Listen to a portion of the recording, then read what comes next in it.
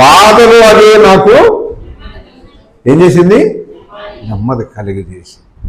కనుకనే నెమ్మది లేకుండా విస్తారమైన ధనము ఉండుట కంటే నెమ్మది లేకుండా విస్తారమైన ధనం ఉండుట కంటే యెహోవాయందు భయభక్తులు కలిగి ఉండుట అనండి నాకు మేలు. నాకా నీకా? ఎవరైతే అలా ఉంటామో వారికి మేలంట. కనుకని ఆ దేవాది దేవుడు ఏం కోరుతున్నాడు?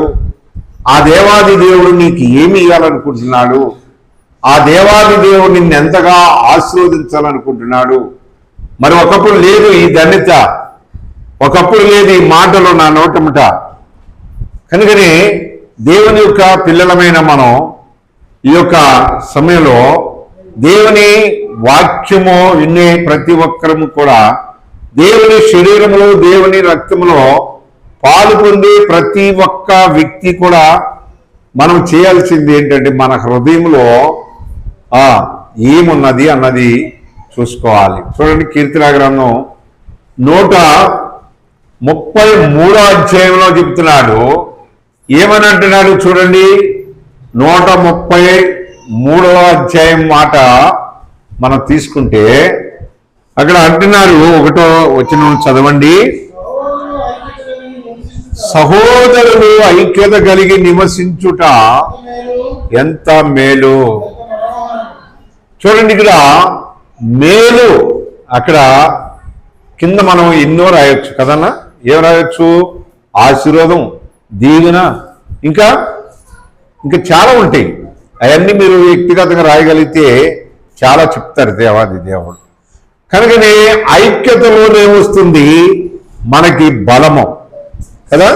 ఐక్యత లేకోకుండా, సమాధానము లేకోకుండా కుటుంబంలో కానీ సంఘములో కానీ ఒకరి నిమిత్తం ఒకరు కానీ ఈ ఐక్యత అనేది లేకోకుండా కొన్ని సంఘాల్లో ఎలా ఉంటుందంటే, వాక్యం అయిపోయిన తర్వాత ప్రార్థన చేయించుకున్న వాళ్ళు చేయించుకుంటారు. బడి పిల్లలు వెళ్ళిపోయినట్టు బడి వదిలినప్పుడు బడి వదిలేసినప్పుడు స్కూల్ వదిలిపెట్టిన పిల్లలు ఏం చేస్తారు చెప్పండి. మీరు చదువుకున్న వాళ్ళు ఎంతమంది ఉన్నారు? సపోర్ట్ చేయెత్తుతున్నారండి. దేవుడు పెద్ద చేయించాడు, చిన్న చేయించాడు, కొడతాకి తిడతాకి సాగుతాకి వాడుకుంటున్నాం కదా. చెప్పాలా? ఎంతమంది చదువుకున్నారు? చాలా మంచివాడు. ఇప్పుడు చదువుకున్న దినాల్లో ఉదయం నుండి సాయంత్రం వరకు స్కూల్లో నలిగి సాయంత్రం వదలంగానే గంట పట్టంగానే పిల్లలు ఇంకొకటి బలగిస్తారా? ఎందుకని? వెళ్ళిపోవాలి, బుక్కులు ఇంటికాడ పడేయాలి, బురదలో ఆడుకోవాలి కదా. ఇప్పుడు అలాగే సంఘంలో కూడా కొన్ని సంఘాల్లో ఒకరికొకరు పరామర్శించుకోవడం, మాట్లాడుకోవడం ఉండట్లేదు. ఎవరి దారిని వాళ్ళు ఏమవుతున్నారు? వెళ్ళిపోతున్నారు. ఆదివారం వచ్చినప్పుడు మనం కలిసినప్పుడు నన్ను మీరు మిమ్మల్ని నేను ఏం చేయాలా? పలకరించుకుని ఒకరికొకరు సేకరణ ఇచ్చుకుని పరిస్థితులు ఏంటి, దేని కొరకు ప్రార్థన చేయాలా, నీ భారం ఏంటి చెప్పు అని నన్ను అడగాల. మీ భారం ఏంటని, మీ పని ఏంటి, మీ పరిస్థితి ఏంటని నేను అడిగినప్పుడు మనం ఒకరు చెప్పుకున్నప్పుడు అది ఒక లిస్ట్గా తయారు చేసుకుని మేము ఏం చేస్తుంటాం? ప్రార్థనలో కూర్చుంటూ ఉంటాం. అప్పుడు మీకు దేవాది దేవుడు ఏమి ఇయ్యాలో అది ఇస్తూ ఉంటాడు. ఇప్పుడు ఈ మన ఇద్దరి మధ్యలో మూడో వ్యక్తి ఈ లోకంలో పనిచేస్తున్నాడు. పనిచేస్తున్నాడా లేదా? ఎవడు వాడు అన్నప్పుడు మనం విరోధి అనాలి. సాధారణ మాట పిల్లలు కూడా చెప్తాడు. అందుకని అంటాడు, నీ విరోధి అయిన అపవాది గద్దించు సింహం వలె ఎవరిని మింగుదమా అని చూస్తున్నాడు. కనుక ఒకరికొకరికి ఐక్యత లేకుండా చేస్తున్నాడు, ఒకరికొకరికి సమాధానం లేకుండా చేస్తున్నాడు. కనుకనే వాడు మూడోవాడు నీలోకి రాకుండాలంటే మనమే ఏం చేసుకోవాలా? కలిసి ఉండాలి. అందుకే పెద్దలు లోకానుసారంగా ఒక మాట అనేవారు. మా చిన్నప్పుడు పెద్దవారు కూడా ఉన్నారు, వాళ్ళకి కూడా తెలిసి ఉండొచ్చు. ఏమంటారు? కలిసి ఉంటే చాలా బాగా ప్రిపేర్ అయి ఉన్నారండి. కలవకుండా ఉంటే కలదు సుఖమా? కలవకుంటుంటే కూడా సుఖమేనంట. చూడండి ఎంత మంచోడు మా అన్నాడు. మళ్ళీ చెప్పండి, కలిసి ఉంటే మీరు చెప్పండి. మా బ్రదర్స్ చెప్పాలి. వీళ్ళు బాగా మంచి స్పీడ్గా ఉన్నారు. వదిలితే 100 కిలోమీటర్లు వేగంగా వెళ్ళిపోయేటట్టు ఉన్నారు. కనుకని సృష్టికర్త అయిన దేవుడు కోరుకునేది కూడా అదే. కనుకనే మనము దేవుని యొక్క బిడ్డలము, దేవుని యొక్క పిల్లలము. చూడండి, నేను రక్షింపబడినప్పుడు ఎదుటి వారికి ఎలా వాక్యాన్ని చెప్పేవానంటే, మెల్లగా వాళ్ళతో పరిచయం చేసుకుని వాళ్ళ పరిస్థితులంతా కనుక్కొని ఆ తర్వాత ఏం చెప్పేవాడినంటే, ఆ తర్వాత దేవుడిని నమ్ముకోండి అని 2-3 రోజుల తర్వాత చెప్పేవాడు. మొదటి రోజు ఏం చెప్పేవాడు కాదు. నీ పరిస్థితులంతా భగవంతుడికి చెప్పాలి కదా, కనుకని నాకు చెప్పు ఫస్ట్ అనేవాడు. చెప్పేవారు. కనుకనే ఆ పరిస్థితులన్నీ సాల్వ్ చేయగలిగిన ఒక ఆయన ఉన్నాడు నా దగ్గర. వస్తావా, చూస్తావా, నా దగ్గరికి వచ్చి మరి కూర్చుంటావా అంటే వచ్చి రక్షణ పడిన వాళ్ళు చాలామంది ఉన్నారు. నా సాక్షి వాక్యం విన్నవారు నాకంటే ముందు సేవకు 5-6 వచ్చారు. మరి చూడండి ఎక్కడెక్కడ చేస్తున్నారంటే, అస్సాం దగ్గర నాగాలాండ్ అని ఆ ప్రాంతంలో ఒక ఆయన చేస్తున్నాడు, హైదరాబాద్లో ఒక ఆయన ఉన్నాడు, మచిలీపట్నంలో ఒక ఆయన ఉన్నాడు, మదనపల్లిలో ఒక ఆయన ఉన్నాడు, ఇంకా మరి ఇంకోసారి ఉన్నాడు, ఇంకా తెలియని వాళ్ళు ఇంకెంతమంది ఉన్నారు. కారణం ఏంటంటే, లోకములో ఉన్న భక్తి కంటే దైవ సంబంధమైన యేసుక్రీస్తు వారి భక్తిలోకి వచ్చినాక నేను నేర్చుకున్నది ఏంటంటే, దేవుని బిడ్డలతో కలిసి ఉండుట, దేవుని బిడ్డలతో మనము సంతోషించట, దేవుని బిడ్డలతో మనము ఐక్యత కలిగి ఉండుట కదా. అందుకని మనం చాలా జాగ్రత్తగా ఉండాలి.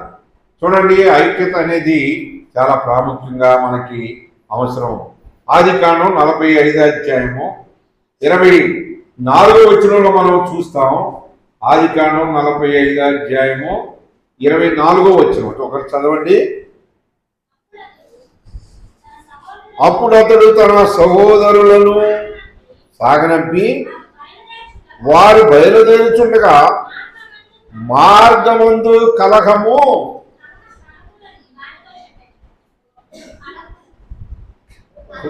కొంచెం కొంచెం తినేస్తున్నామమ్మా, కొద్దిగా స్పష్టంగా చదువు. అప్పుడు అతడు తన సహోదరులను సాగనంపి వారు బయలుదేరుచుండగా వాళ్ళకి ఏం చెప్పాడు? ఎవరైనా అన్నది మీరు చెప్పండి. ఎవరు? యేసేపు చెప్పాడు. ఎవరికి చెప్పాడు? తన అన్నలకి.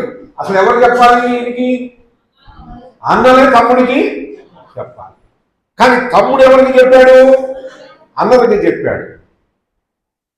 చూడండి, ఎంత దేవాది దేవుడు ఆయన్ని ఏర్పరచుకున్నాడు, ఎన్నుకున్నాడు.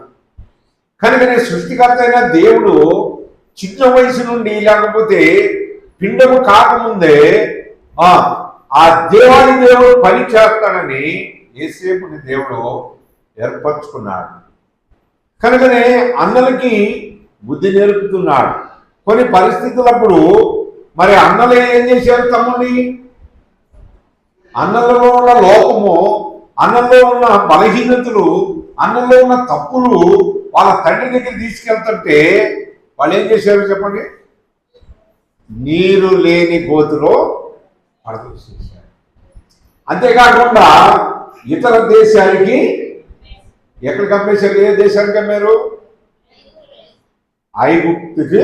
ఐగుప్తు అన్నా ఈజిప్ట్ అన్నా ఒకటే. ఆ దేశానికి అమ్మేశారు వీడు.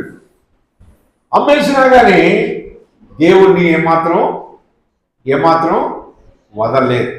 దావీదు మాదిరిగానే ఆయన దేవుడిని గణపరుస్తూనే వచ్చారు. ఇప్పుడు అదే యేసేపు వాళ్ళ అన్నలకు ఏం చెబుతున్నాడు?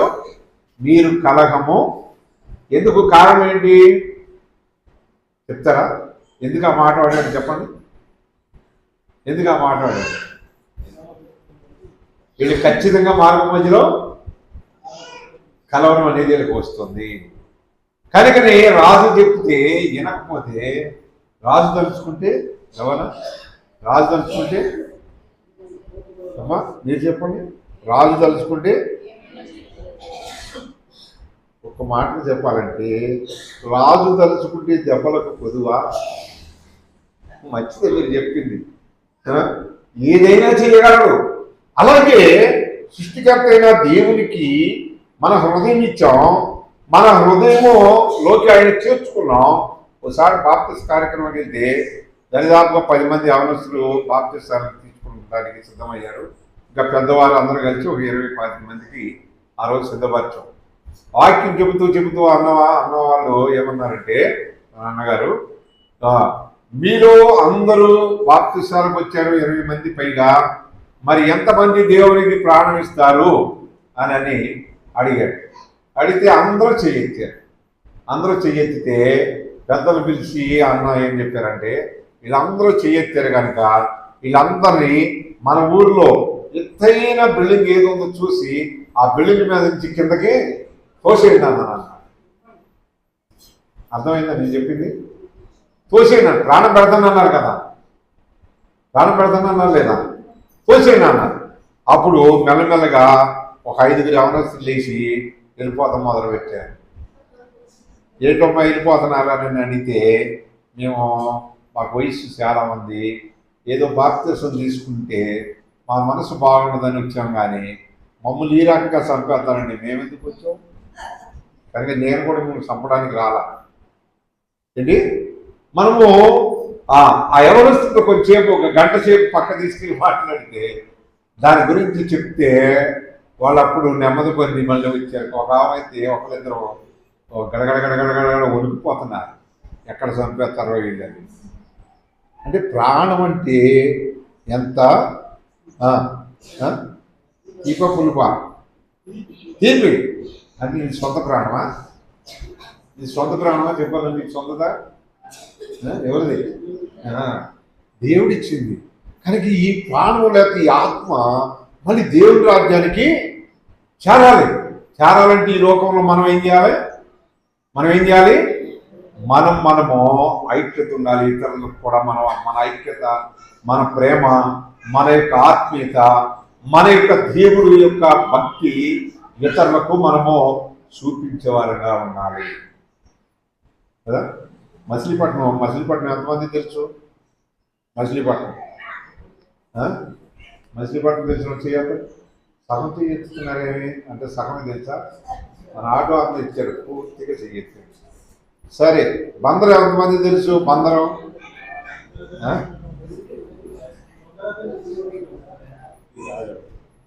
అయితే మచిలీపట్నం రెండు అదే.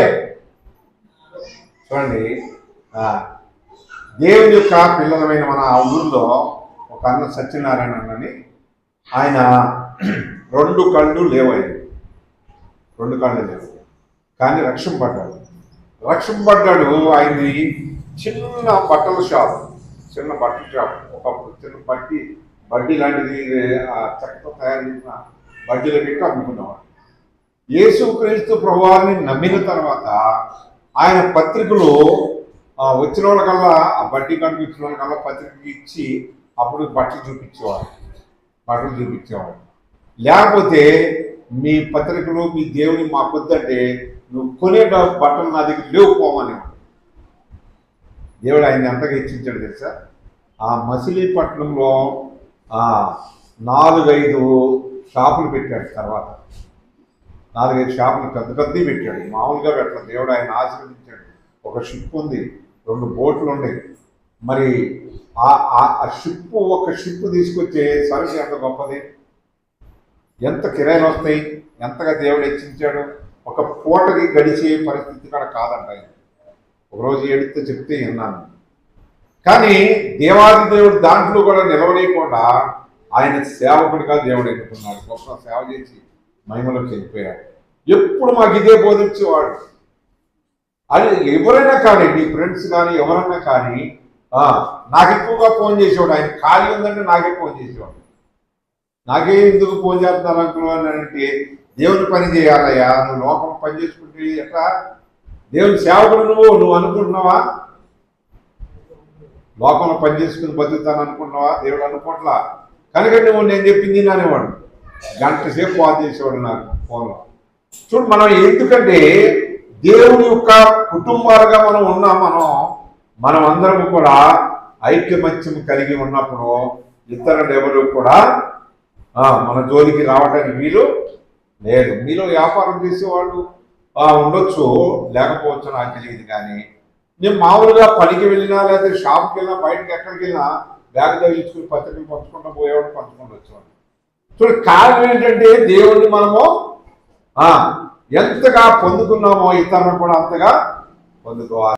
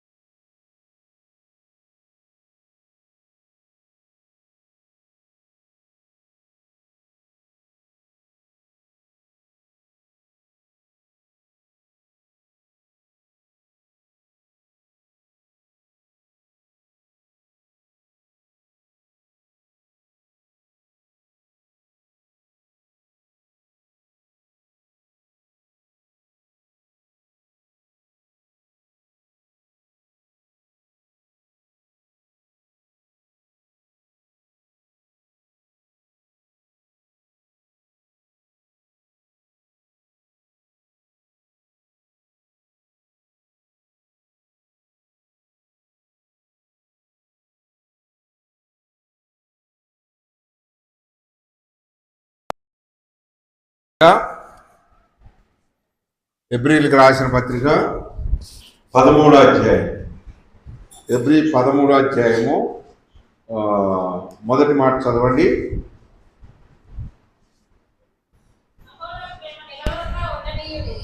సహోదర ప్రేమ నిలవరముగా ఉండనీయుడి,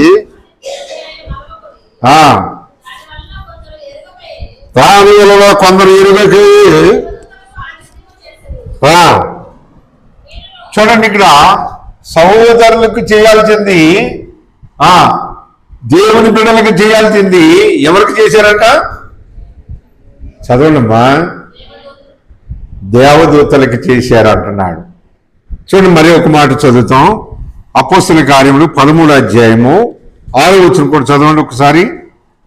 13:6.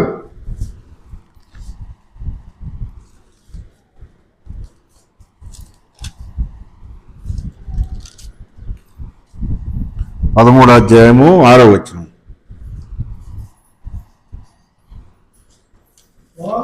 వారు ఆ దీపమందంతటా సంచరించి పాపు అను ఊరికి వచ్చి గారడి వాడును అబద్ధ ప్రవక్త అయిన బర్యేసు అను ఒక యూదును చూసిరి. ఇతడు వివేకము గలవాడైన అధిపతి వద్ద ఉండెను. దేవుని వాక్యమును వినగోరెను. అయితే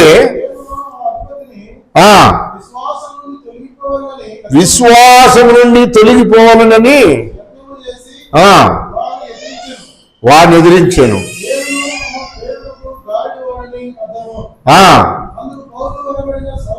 పౌలు అనబడిన సౌలు పరిశుద్ధాత్మతో నిండిన వాడై. చూడండి, ఇక్కడ మనకు కావాల్సిన మాట ఒకటి ఏంటంటే, దేవాది దేవుని యొక్క దగ్గర ఏమన్నదంటే పరిశుద్ధాత్మ ఉన్నది. ఈ పరిశుద్ధాత్మ ఏం చేస్తుందంటే మనకి ఐక్యత నేర్పుతుంది, మనకి సమాధానాన్ని ఇస్తుంది, మనకి కావాల్సిన ఆనందాన్ని ఇస్తుంది. కనుకనే అట్లాంటిది మనం కోల్పోతే ఇక్కడ ఈ పౌలు గురించి ఏం రాశాడు? ఇదేంతో నింపబడ్డాడంట? పరిశుద్ధాత్మతో నింపబడ్డాడు. కనుక పరిశుద్ధాత్మ మీ మీదకు వచ్చి సర్వ సత్యములోనికి నడిపించును అని ఉంది కదా. ఇప్పుడు పరిశుద్ధాత్మ లేకోకుండా నువ్వు ఎంత భక్తి చేసినా, దేవుని యొక్క శక్తి నీలో లేకోకుండా నువ్వు ఎంత ప్రార్థన చేసినా వెంటనే అపవాది ఏం చేస్తాడు చెప్పండి? వాడు ఎలా ఉన్నాడు? గద్దించు సింహం వలె ఉన్నాడు. కనుక ఎందుకు అలా చూస్తున్నాడు అంటే నిన్ను నన్ను మనందరినీ కూడా ఆత్మీయ జీవితంలో దేవునిలో ఎడబాటు చేయాలని. కనుకనే మనం ఐక్యత కలిగి ఉన్నప్పుడు, సమాధానం కలిగి ఉన్నప్పుడు, ఇంటా బయట అంతటా కూడా మనము దేవుని బిడ్డలుగా ఉన్నప్పుడు దేవాది దేవుడు గొప్ప కార్యాలు నీ కుటుంబంలో చేసేవాడిగా ఉంటాడు. అందుకనే ఈ మాట రాస్తూ ఉంటున్నాడు. ఏమన్నాడు చూడండి, ఎఫెసీలకు రాసిన పత్రిక 4వ అధ్యాయం 1-2 వచనాల్లో మనం చూస్తాం. ఒక మాట ఉంది, చదవండి. ఎఫెసీలకు రాసిన పత్రిక 4వ అధ్యాయం 1-2 వచనాలు. కాబట్టి సమాధానమును బంధము చేత ఆత్మ కలిగించు ఐక్యమును